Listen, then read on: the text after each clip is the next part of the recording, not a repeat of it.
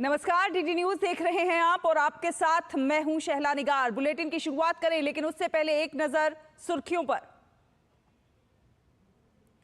कल से 2 दिन के कुवैत दौरे पर रहेंगे प्रधानमंत्री नरेंद्र मोदी। विदेश मंत्रालय ने दी जानकारी, यात्रा से और मजबूत होंगे दोनों देशों के संबंध।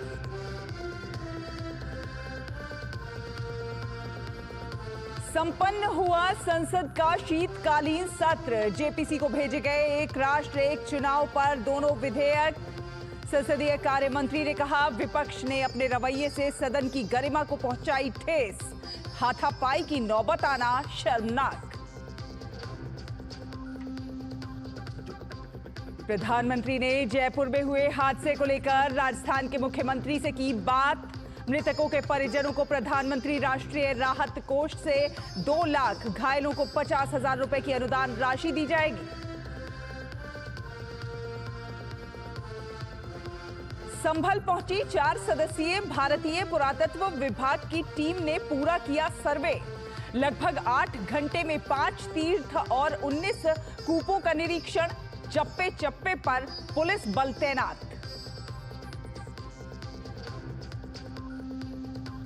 और कर्नाटक में बीजेपी नेता सीटी रवि पर हाईकोर्ट से मिली उन्हें जमानत। घटना से चढ़ा सियासी पारा। बीजेपी ने कहा, कांग्रेस की बर्बरता ने दिलाई इमरजेंसी की याद। कार्रवाई के विरोध में बेंगलुरु में भाजपा का प्रदर्शन। तो आपको बता दें कि प्रधानमंत्री नरेंद्र मोदी कल से कुवैत की 2 दिवसीय यात्रा पर रहेंगे। विदेश मंत्रालय ने इस बात की जानकारी देते हुए कहा है कि पीएम की कुवैत यात्रा कई मायनों में बेहद अहम रहने वाली है और दोनों देशों के बीच व्यापारिक और रणनीतिक साझेदारी में एक नया अध्याय जोड़ने का काम करेगी।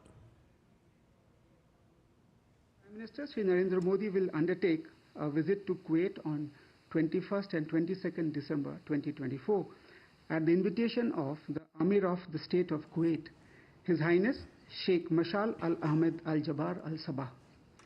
This marks the first visit by an Indian Prime Minister to Kuwait in 43 years and therefore assumes considerable significance.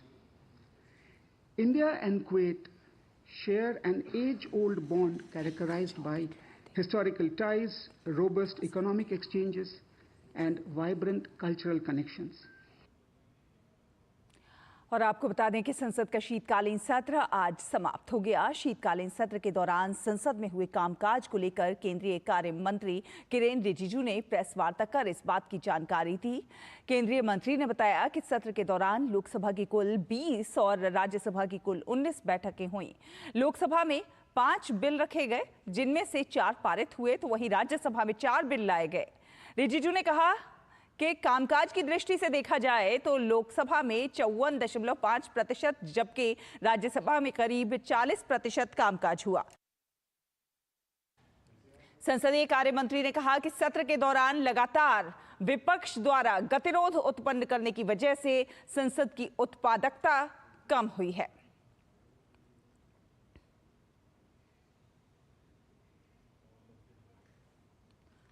इस बार कुल मिलाकर के 20 सिटिंग हुए हैं लोकसभा की और 19 सिटिंग राज्यसभा के हुए हैं। 5 बिल्स लोकसभा में इंट्रोड्यूस हुए हैं। 4 बिल्स लोकसभा ने पास किए।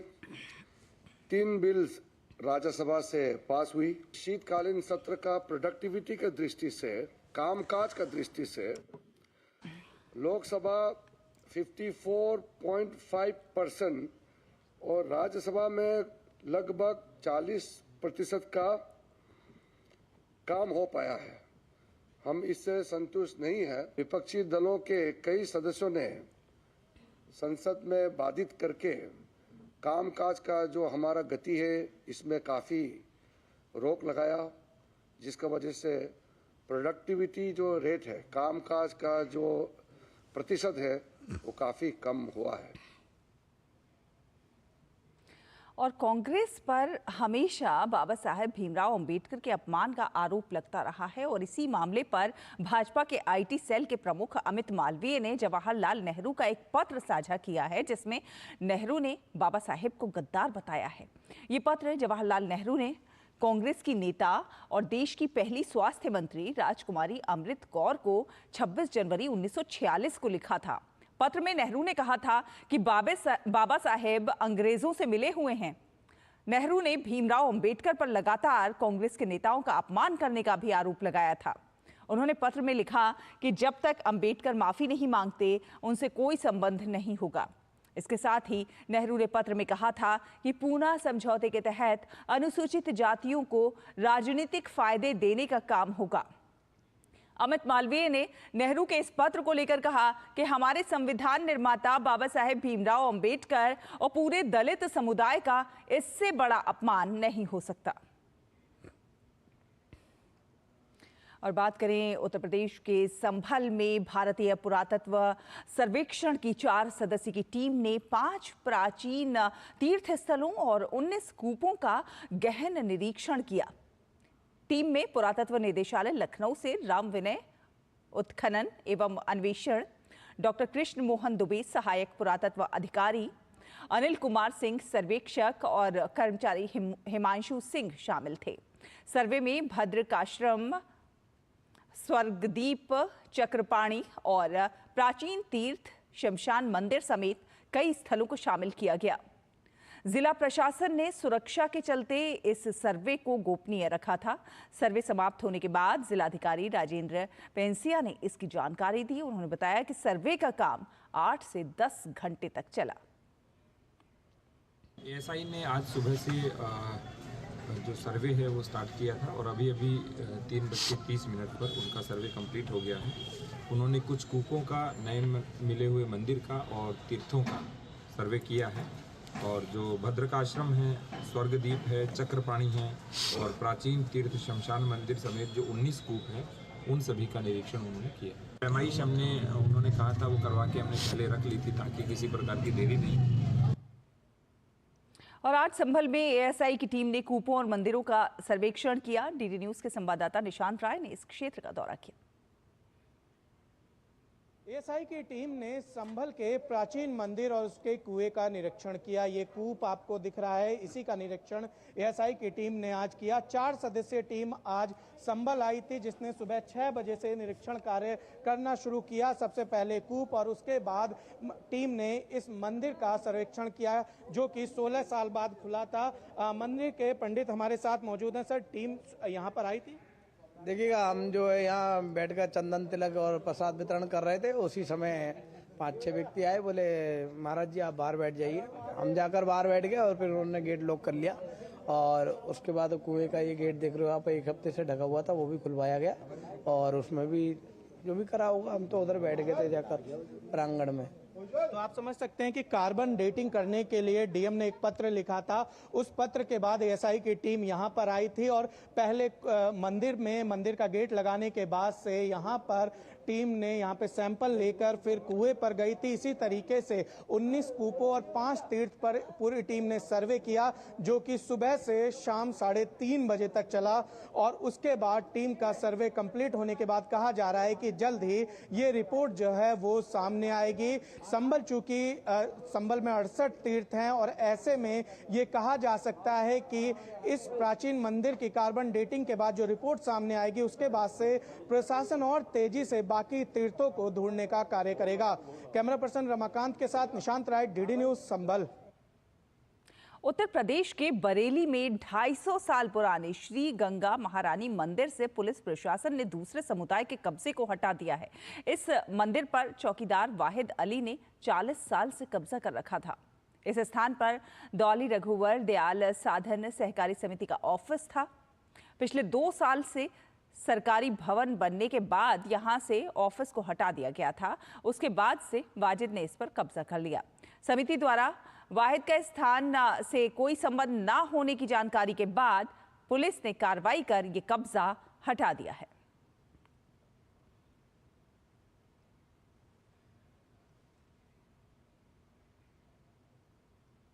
खबरें और अभी और भी हैं, लेकिन वक्त फिलहाल एक छोटे से ब्रेक का हुआ है। जल्द हाजिर होंगे। आप देखते रहिए डीडी न्यूज़।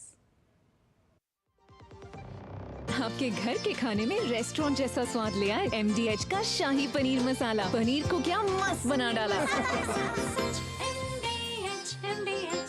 जब धरती चीर कर निकलता है लोहे का पत्थर और मिलता है मोंगिया के जोश से, फिर तपता है, पिघलता है और बनता है फौलाद।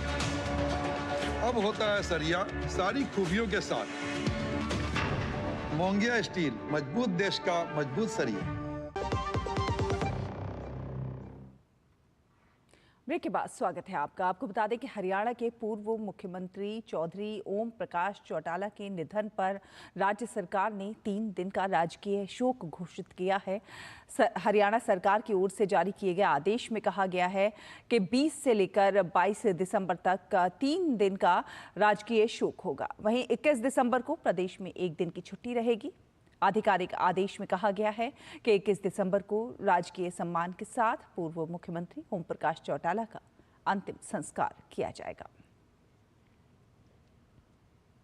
तो हरियाणा के पूर्व मुख्यमंत्री ओम प्रकाश चौटाला के निधन पर उपराष्ट्रपति जगदीप धनखड़ ने गहरा शोक व्यक्त किया है। उन्होंने कहा है कि ओम प्रकाश चौटाला के आकस्मिक निधन का समाचार सुन व्यथित हूं। दशकों से उनके परिवार के साथ आत्मीय संबंध रहे हैं। उपराष्ट्रपति ने कहा कि एक दूरदर्शी राजनेता के रूप में उन्होंने सदैव ग्रामीण विकास एवं कृषि समृद्धि को सर्वोच्च प्राथमिकता दी। हरियाणा के समग्र विकास और भारतीय लोकतंत्र को सशक्त बनाने में उनका अविस्मरणीय योगदान सदैव प्रेरणा स्रोत बना रहेगा।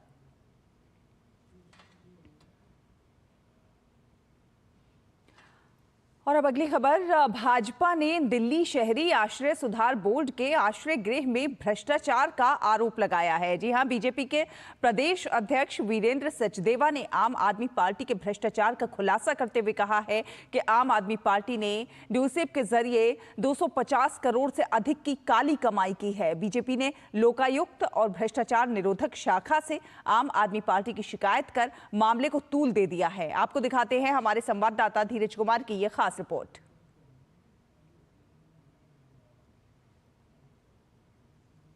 तो चलिए फिलहाल एक ब्रेक के लिए रुकते हैं। ब्रेक के बाद आपको धीरज की ये खास रिपोर्ट दिखाएंगे।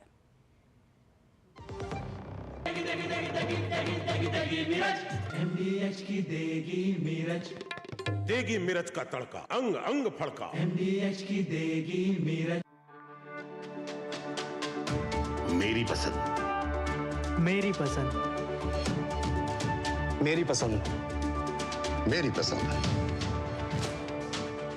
हमारी पसंद, हम सबकी पसंद। मजबूत देश का मजबूत सरिया, Mongia steel.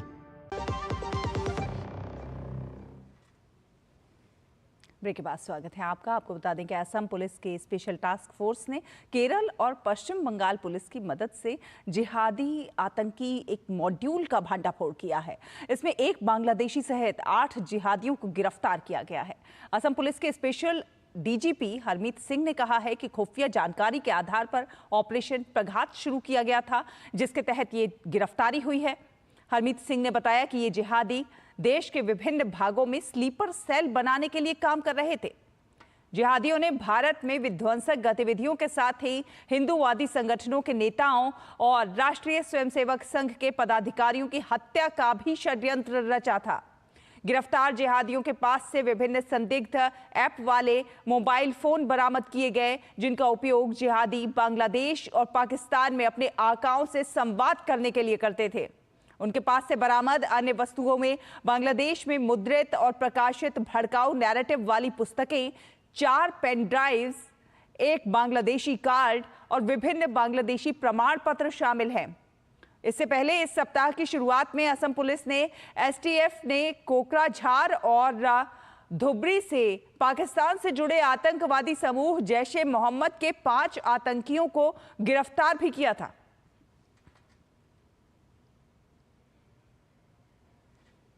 Operation Praghat started about 2 weeks ago when we received the intelligence inputs. They were studied in a prolonged and detailed manner. Our teams left for the various locations to identify these jihadis. it is very clear that there is a purpose and an idea formulated across the border on which these people are working, and their handlers are controlling the operation from there. Sleeper cells were being set up to create disturbances through subversive and violent activities, including assassinations, which would disrupt the social fabric of this country and destabilize the region. और चलिए खबरों में आगे बढ़ते हैं। आपको बता दें, संयुक्त राष्ट्र ने 21 दिसंबर को विश्व ध्यान दिवस के रूप में घोषित किया है। पहले विश्व ध्यान दिवस के अवसर पर संयुक्त राष्ट्र मुख्यालय में लाइव वैश्विक ध्यान सत्र का आयोजन किया जाएगा। इस कार्यक्रम का नेतृत्व भारतीय आध्यात्मिक गुरु श्री श्री रविशंकर द्वारा किया जाएगा और इसी कड़ी में 21 दिसंबर को नई दिल्ली स्थित इंडिया गेट एम्फी थिएटर में अपराह्न 2:45 से शाम 4:30 बजे तक ध्यान और संगीत सत्र का आयोजन होगा। रात को 8 बजे लाइव वैश्विक ध्यान सत्र का आयोजन भी किया जाएगा।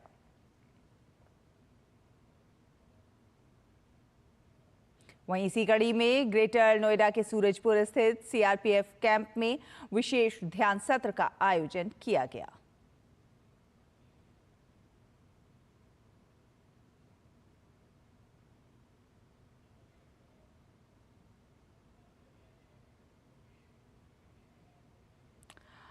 और आपको बता दें कि भाजपा ने दिल्ली शहरी आश्रय सुधार बोर्ड के आश्रय गृह में भ्रष्टाचार का आरोप लगाया है। आपको दिखाते हैं ये खास रिपोर्ट।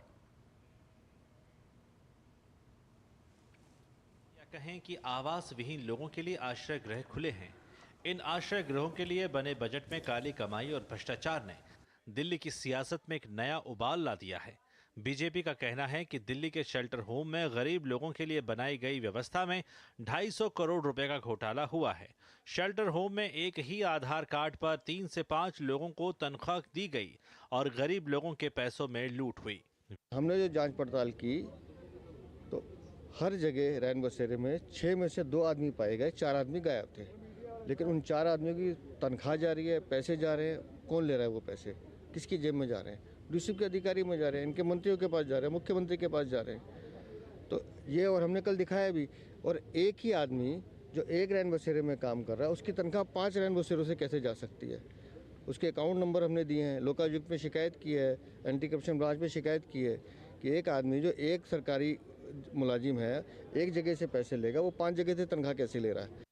बीजेपी का आरोप है कि दिल्ली में 8 प्रमुख एनजीओ के पास शेल्टर होम के रखरखाव का ठेका है। शेल्टर होम में 2 से 3 कर्मी कार्यरत हैं, जबकि तनख्वाह 5 से 6 कर्मियों की ली जाती है। अलग अलग शेल्टर होम में एक ही नाम का स्टाफ रिकॉर्ड में पंजीकृत है। उनके आधार एवं बैंक खाते तक एक ही हैं। बीजेपी का आरोप है कि भ्रष्टाचार और काली कमाई की इसी संलिप्तता में पिछले साल की सर्दियों में 318 लोगों की मौत सड़क पर हुई थी। 318 लोग सड़कों पे ठंड में उनकी मृत्यु हुई थी। और ये दिल्ली सरकार की संवेदनहीनता है कि रैन बसेरे जो गरीब असहाय लोगों के लिए ठीक से होने चाहिए, वहाँ अगर इस तरह का घोटाला हो रहा है तो ये बहुत बड़ा खेल है। दिल्ली प्रदेश भाजपा अध्यक्ष इसे डूसीब का भ्रष्टाचार बता रहे हैं। तो आम आदमी पार्टी का दावा है कि उसने पहले ही मुख्य सचिव से डूसीब में भ्रष्टाचार की जांच कराने की मांग की थी। अब देखना होगा कि दिल्ली के चुनावी रण में आश्रय गृहों में हुए करप्शन का मुद्दा कितना गहराता है। धीरज कुमार की रिपोर्ट, डीडी न्यूज। फिलहाल एक छोटा सा ब्रेक, जल्द हाजिर होंगे। आप देखते रहिए डीडी न्यूज। जब धरती चीर कर निकलता है लोहे का पत्थर और मिलता है मोंगिया के जोश से, फिर तपता है, पिघलता है और बनता है फौलाद। अब होता है सरिया सारी खूबियों के साथ। मोंगिया स्टील, मजबूत देश का मजबूत सरिया। ब्रेक के बाद स्वागत है आपका। आपको बता दें, यूपी के मुख्यमंत्री योगी आदित्यनाथ ने सनातन धर्म की सहिष्णुता को लेकर एक बहुत बड़ा बयान दिया है। साथ ही साथ योगी आदित्यनाथ ने बांग्लादेश सहित भारत के अन्य पड़ोसी देशों में अल्पसंख्यकों, खास तौर पर हिंदुओं के साथ होने वाली हिंसा पर भी सवाल खड़े किए हैं। योगी आदित्यनाथ ने कहा है कि सनातन धर्म ही ऐसा धर्म है जिसने हर मत और मजहब को विपत्ति के समय शरण दी है। लेकिन क्या कभी हिंदुओं के साथ ऐसा हुआ? अयोध्या धाम में एक कार्यक्रम के दौरान योगी आदित्यनाथ ने पड़ोसी देशों बांग्लादेश और उससे पहले पाकिस्तान और अफगानिस्तान में हिंदुओं के साथ होने वाली हिंसा पर सवाल उठाए और पूछा कि बांग्लादेश में और उससे पहले पाकिस्तान और अफगानिस्तान में हिंदुओं के साथ क्या हुआ। मुस्लिम शासकों और विदेशी आक्रांताओं द्वारा हिंदुओं के पवित्र धर्मस्थल को तोड़े जाने के पीछे की मंशा पर भी उन्होंने सवाल खड़े किए। उन्होंने कहा कि मैं पूछना चाहता हूं कि देश में सनातन धर्म के गौरव स्थलों को नष्ट करने वाले ये लोग कौन थे और उन्होंने ऐसा क्यों किया। आखिर इसके पीछे उनकी क्या मंशा थी।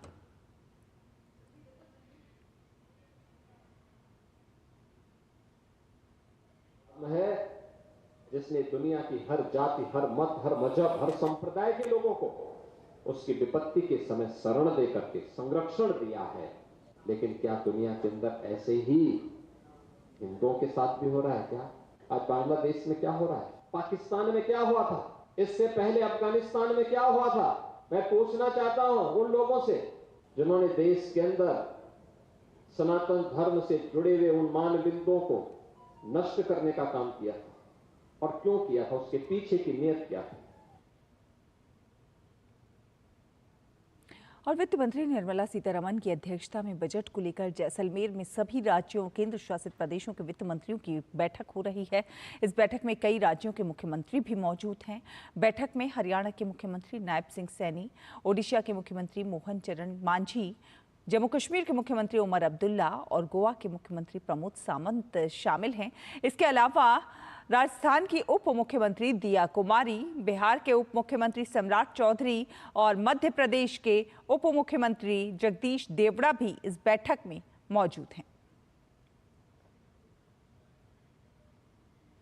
आरबीआई की एक रिपोर्ट में राज्यों को चेतावनी देते हुए ये कहा गया है कि कृषि ऋण माफी, मुफ्त बिजली और परिवहन जैसी छूट देने से सामाजिक और आर्थिक बुनियादी ढांचे के लिए उनके महत्वपूर्ण संसाधन खत्म हो सकते हैं। ये रिपोर्ट कहती है कि कई राज्यों ने चालू वित्त वर्ष के अपने बजट में कृषि ऋण माफी, कृषि और घरों को मुफ्त बिजली, मुफ्त परिवहन, बेरोजगार युवाओं को भत्ते और महिलाओं को नकद सहायता देने की घोषणाएं की हैं। इस तरह के खर्चों से उनके पास उपलब्ध संसाधन खत्म हो सकते हैं और महत्वपूर्ण सामाजिक और आर्थिक बुनियादी ढांचे के निर्माण की उनकी क्षमता बाधित हो सकती है। आरबीआई की रिपोर्ट के अनुसार सब्सिडी पर खर्च में तेज वृद्धि से वित्तीय तनाव पैदा हुआ है। राज्यों को अपना सब्सिडी व्यय नियंत्रित करने और तर्कसंगत बनाने की जरूरत है ताकि ऐसे खर्चों से अधिक उत्पादक व्यय बाधित ना हो। केंद्रीय खेल राज्य मंत्री रक्षा निखिल खडसे ने कहा है कि ये साल जो है वो खेलों की दृष्टि से देश के लिए कामयाबी से भरा साल रहा है। इसके साथ ही उन्होंने कहा है कि साल 2036 में देश में ओलंपिक का आयोजन हो सके, इसके लिए भी सरकार की ओर से विभिन्न स्तर पर प्रयास किए जा रहे हैं। उन्होंने कहा कि ओलंपिक में शामिल होना प्राथमिकता रहेगी। खेल राज्य रक्षा मंत्री रक्षा निखिल खडसे ने कहा, खास बातचीत की है हमारे संवाददाता गौरव कुमार ने। हमारे साथ केंद्रीय खेल राज्य मंत्री रक्षा निखिल खडसे साथ में मौजूद हैं। आइए उनसे बात करते हैं और जानते हैं कि वो कैसे देख रही हैं देश में खेलों का जो एक नया प्रसार और प्रचार जो है नई तेजी से हो रहा है। सबसे पहले जानना चाहेंगे कि ये साल जो था वो बेहद कामयाबी से भरा रहा, चाहे ओलंपिक की बात करें, पैरालंपिक की बात करें, शतरंज में भी बात करें, जिस तरह से नई शक्ति के रूप में उभरे हैं। तो इस पूरे एक ईयर को किस तरह से देख रही हैं और आने वाला जो साल है उसमें क्या कुछ एक नई प्राथमिकताएं जो हैं वो जुड़ेंगी? 2024 हमारे लिए, जैसे मैंने पहले भी बताया, कि बहुत अच्छा रहा हमारे, खास करके स्पोर्ट्स के लिए बहुत अच्छा रहा कि क्योंकि पैरा ओलंपिक में हमने अच्छा किया, पेरिस ओलंपिक में हमने अच्छा किया, चेस वर्ल्ड कॉम्पिटिशन में हमने अच्छा काम किया और देख सकते हैं कि काफ़ी एथलीट्स हमारे देश के काफ़ी अच्छा परफॉर्म कर रहे हैं और मुझे पूरी आशा है कि आने वाले दिनों में भी हमारा देश का जो युवा है, जो एथलीट्स है, बहुत अच्छा परफॉर्म करेगा और हमारे देश को भी आगे लेके जाएगा और उसके साथ ही हमारे देश में जितने भी युवा है या एथलीट्स है उनको भी एक प्रेरणा देने की कोशिश उनके माध्यम से होगी। 2036 में हम कोशिश कर रहे हैं, प्रयास कर रहे हैं कि भारत जो है वो अपने देश में ही ओलंपिक का जो है आयोजन करे। तो इसको लेकर के क्या कुछ नए, अब किस तरह से इस बात को आगे बढ़ाना है और क्या कुछ प्रयास जो है वो आने वाले समय में दिखेंगे? भारत की तरफ से आईओए के माध्यम से हम कोशिश कर रहे हैं कि ये बीड में हम पार्टिसिपेट कर पाए, और बीड में पार्टिसिपेट होने के बाद क्योंकि काफ़ी इसमें टेक्निकल चीज़ें भी है, लेकिन पूरी तरह से कोशिश भारत की चल रही है कि ये बीड हमें मिल पाए, कि जिसके माध्यम से 2036 में हम ओलंपिक्स यहाँ पे होस्ट कर पाए, क्योंकि ये हमारे लिए भी एक बहुत प्राउड का मोमेंट रहने वाला है। और जिस तरह से हम स्पोर्ट्स को आगे लेके जा रहे हैं या जिस तरह से हमारे एथलीट्स परफॉर्म कर रहे हैं, तो हम पूरी दुनिया को भी बता सके कि स्पोर्ट्स सेक्टर में भी इंडिया पीछे नहीं है, फिर वो इंफ्रास्ट्रक्चर वाइज रहे या एथलीट्स के परफॉर्मेंस वाइज रहे। शतरंज के खेल में जिस तरह से हम एक महाशक्ति के रूप में उभरे हैं और लगातार कामयाबी की नई जो है वो गाथाएं लिख रहे हैं, उसको किस तरह से देखते हो? चेस में हम इतने ये लेवल तक पहुंच रहे, तो जैसे बोला जाता है कि भारत के लोग दिमाग से बहुत होशियार रहता है, तो एक उसका उदाहरण के तौर पे हम ये देख सकते हैं कि हम चेस में भी आज इतने बड़े लेवल तक पहुँचे हैं। तो एक ये मैसेज पूरी दुनिया में एक बहुत अच्छा जा रहा है कि आज भारत देश हर एक चीज़ में टॉप लेवल पे जाने की कोशिश कर रहा है, बाद में वो अचीव भी कर रहा है। जी बहुत बहुत शुक्रिया। तो ये हैं रक्षा निखिलकर से, जिनका साफ तौर पर कहना है कि युवा जो हैं वो लगातार खेलों में भी आगे आ रहे हैं, और ओलंपिक की मेज़बानी को लेकर के उन्होंने एक बार फिर से ये कहा कि इस दिशा में प्रयास जो हैं वो तेज़ी के साथ आने वाले समय में दिखाई देंगे। कैमरामैन राधेकृष्ण के साथ मैं गौरव कुमार, DD न्यूज़, दिल्ली। तो इसी के साथ इस बुलेटिन में फिलहाल इतना ही, लेकिन DD न्यूज़ पर खबरों का सफर लगातार जारी है। आप बने रहिए DD न्यूज़ के साथ। नमस्कार।